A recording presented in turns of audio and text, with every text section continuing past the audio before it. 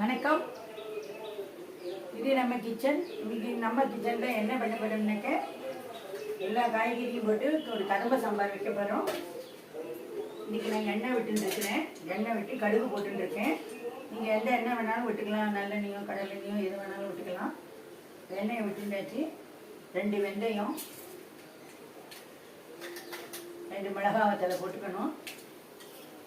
நான் இதை போட்டுட்டு உங்களுக்கு இது என்னென்ன சாமான் தேவைங்கிறத நான் உங்களுக்கு சொல்கிறேன். கருவேப்பிலை தேவை, 2 கருவேப்பிலை போட்டுக்கணும். கடுகு நல்லா பொரியணும்.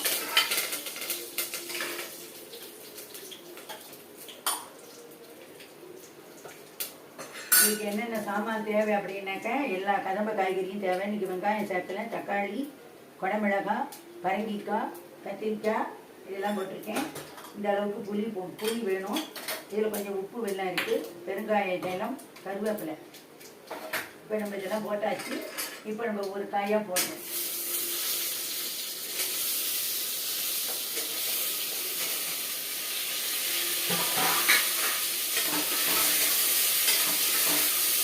இதை நம்ம வதக்கி இந்த மாதிரி போட்டால் நல்லாயிருக்கும். இது நம்ம இந்த சாம்பாருக்கு தேவையான உப்பு போட்டுண்டாச்சு. இப்போ சாம்பார் பொடியை போட்டுக்கணும்.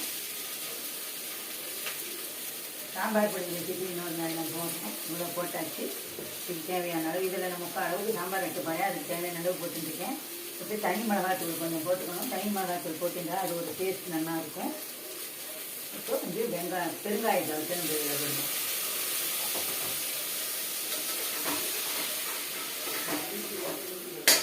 இப்போ தேவையான அளவு உப்பு இந்த அளவு தேவைப்படும். வெல்லம் கொஞ்சம் போட்டுக்கணும். அப்போ தான் அரிசியும் எடுத்து கொடுக்கும். துளி போல வெல்லம் போட்டுட்டா போதும், வேணாங்கிறவா விட்டுவிடும்.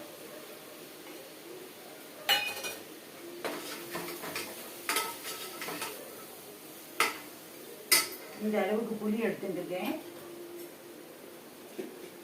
புளி தண்ணியை விட்டு நான் கரைச்சி வச்சுருக்கிறேன். இப்போ இந்த புளி தண்ணியை நான் இதில் ஊற்றுறேன்.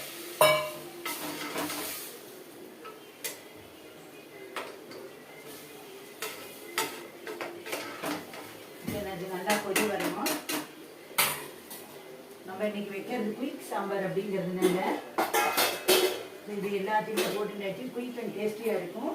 இப்போ இந்த சாம்பாருக்கு தேவையான பருப்பு போட்டுருக்கேன். இதில் நான் துவரம் பருப்பு முக்கால் அழாக்கு துவரம் பருப்பும் ஒரு 1/4 அழாக்கு பயத்தம் பருப்பும் போட்டிருக்கேன். இதையும் நம்ம எல்லாத்தையும் இதில் விட்டு விடணும்.